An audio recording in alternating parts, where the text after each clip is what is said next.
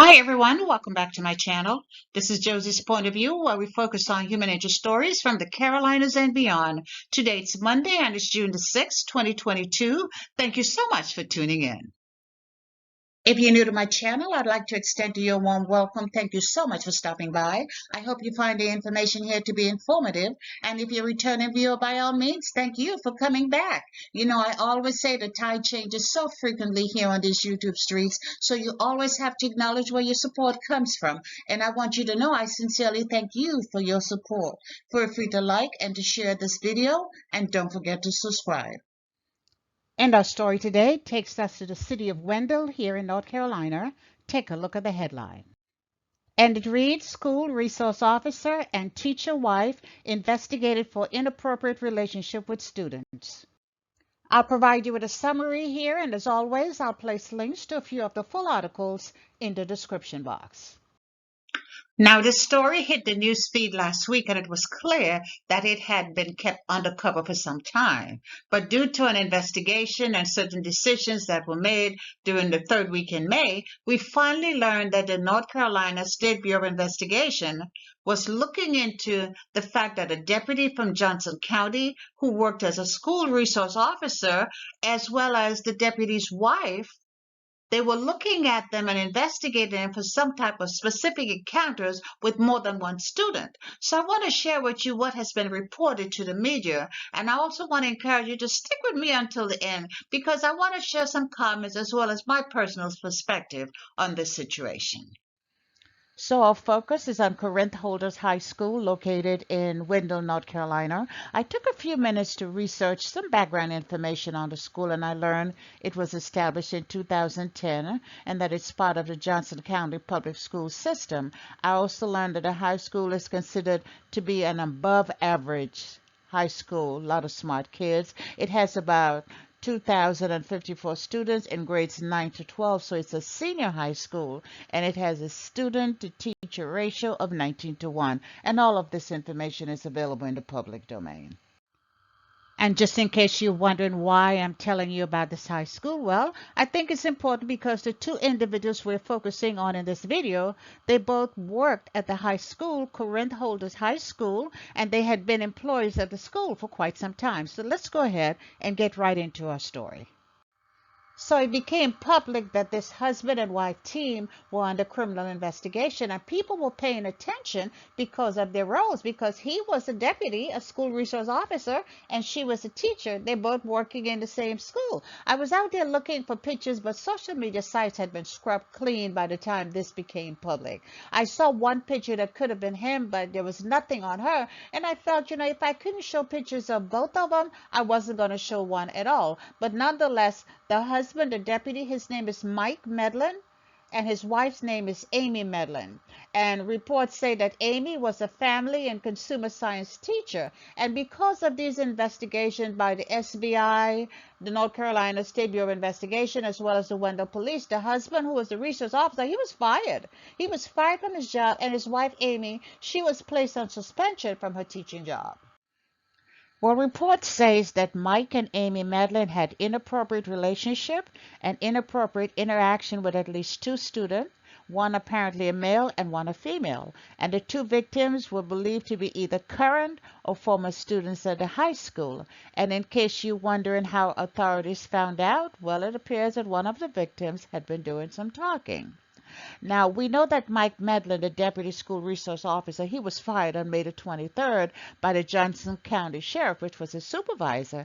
And in that letter of dismissal to the deputy, the sheriff outlined why he made that decision to let his employee go. And, there's nothing private anymore. So the document, this particular document justifying the deputy's firing, was made public after a local agency requested and obtained it. So sit back for a few minutes while I share with you excerpts from that letter, because it's going to shed some light on this entire situation.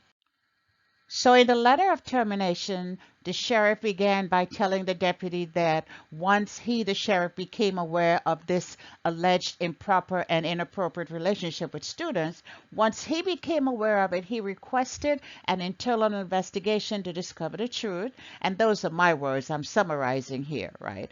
And based on what he discovered as a result of that investigation, he was greatly disturbed, and that finding served as the basis for him to terminate that deputy's employment. The sheriff then went on to address the deputy by listing specifics. He said, first, when you were confronted with the issue, you initially denied any type of improper relationship with the student, insisting that your interaction with that student was simply a student/RSO relationship, but eventually you admitted that you had provided the student access to your home and to your bedroom, and that the student had actually been in bed with you and your wife watching quote unquote movies. You also admitted to having that student in your home while he was intoxicated and that he had been involved with your family. So, my question is, what does involved mean here? Well, you just have to read between the lines for that, but it appears to be a nice way of saying something unpleasant had been going on. So let's continue on with the sheriff's letter. He stated, you also admitted that you allowed other students to be in your home, first saying that one of the students had been a babysitter for your children, but when you were confronted with pictures showing that same student in your bed, in your bedroom, you then changed and claimed you did not know her or you did not recall who she was, even after that same student did admit that she was in your home. So how in the world there a picture of the student being in your bedroom and in your bed? First, you don't know who that student is, and then you can't remember or you can't recall. Seems like the deputy had selective memory, allegedly, but moving right along. The letter continues, you also denied having social media communication with any of these involved students, but when confronted, finally admitted to having communication with the students who brought the allegations against you. So it looks like they had taken this mess outside of the home, outside of the bedroom, and was even interacting with the students on social media, allegedly. Seems like they were not hiding whatever they were doing, allegedly, but it does appear that somewhere along the line things began to go sour. But then again, we're not sure where because we don't have all the facts. And then the sheriff just kind of summarized by letting him have it. He told him he was a liar. He told him he was a liar. He said he had lied over and over and over again throughout the internal investigation. And those are my words. He said that Medlin did no longer personify the standards and the values that had been set for deputies in that sheriff's office, and that it was time for him to go, and that his services will no longer be needed. And the sheriff gave him until 5 p.m. on June the 2nd, which was last Thursday, for him to submit a response regarding this letter of termination.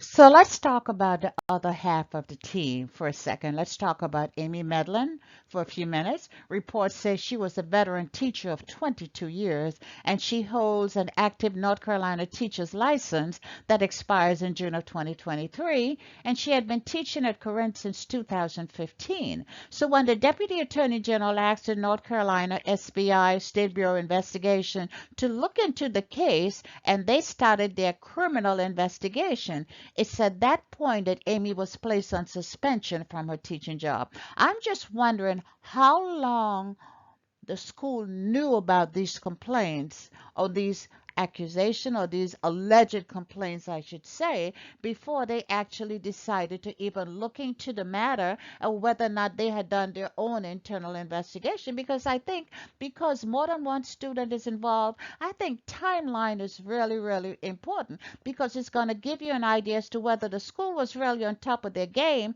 or whether or not they were just observing from the sidelines, hoping that things would blow over and it wouldn't become a big deal. And you know, every once in a while, I do take a few minutes to read the comments because some of those comments continue the conversation. Sometimes they really make you annoyed, but nonetheless, here are some of the comments on this particular story. This one said, they both were having inappropriate relationship with students at the same time. What the hell? Good Lord, that's vile. Glad it was found out now. We do not need these people around our kids. And while I agree with you, I also want to say that these are just two individuals who are being investigated. We don't know how many others have done the same or similar things, but it never was brought to light. We just don't know. And here's another comment. It says, what will it take for parents to finally get it? Get your kids out of public school. And to the bottom, it reads, whether it's homeschooling, private school, or online courses, it's time to privatize education. My response is, what difference does it make? Don't assume for 1 second that violation of our children, taking away their innocence, is something that just only is happening in the public school. Let me educate you, my friend. These things are happening in the public schools. They're happening in the private schools. They're happening in the Christian schools. They're happening everywhere. So this comment was just a little bit annoying. And this individual said, these kids went to the school and these students were friends of their kids. These are allegations and in caps, not criminal charges. I think you've lost your mind. You obviously have not been reading. There's a criminal investigation going on because of what has allegedly taken place. And it was more than just being friends of their kids. If my friends, okay, my kids' friends are not going to be in my bedroom, definitely not going to be in my bedroom looking at movies, allegedly. And here's why one viewer responded, this is repulsive. What's worse is there are sick people defending them. Don't you think they have proof when they fired them? I certainly agree with you, but keep in mind, to date, only the deputy, the school resource officer, has been fired. The teacher, she's just on suspension. And here's another response. It said, still don't explain why there are pictures in bed with the victims. Friends or not, you don't let teenagers in your bedroom, let alone your bed. Common sense. I totally agree. I want to mention that the investigation is still ongoing, and we know that it's a criminal investigation, but the fact of the matter is that no one has been officially charged to date. So I'll say allegedly, but if those charges are true, they reflect a sense of boldness, a sense of arrogance, and exercising extremely poor judgment by people who knew better. There is no doubt that both of these adults would have violated the basic element of that workplace, that school. And there's just no way the school can move on with the current leadership in place without a thorough investigation of how the school found out and exactly what was done. And this is important because whenever something happens in the future, the present leadership will be reminded of prior instances when he or she failed to respond appropriately or failed to respond in a timely manner. But when you look at the entire picture, in my opinion, it reflects a leadership failure, and like it or not, the current leadership at that school must share some of the blame. And that's all I have for you right now. Feel free to leave me a comment below and let me know what you think about this video. And by all means, feel free to like it or to share it. And if you haven't done so already, I want to invite you to subscribe to my channel by clicking on that red subscribe button. It's on the bottom right-hand corner of your screen. And if you click on the bell that looks just like this one, that's the notification bell. If you click on that notification bell, you'll be the first to know whenever a new video is uploaded. I thank you for watching, and I'll talk to you soon.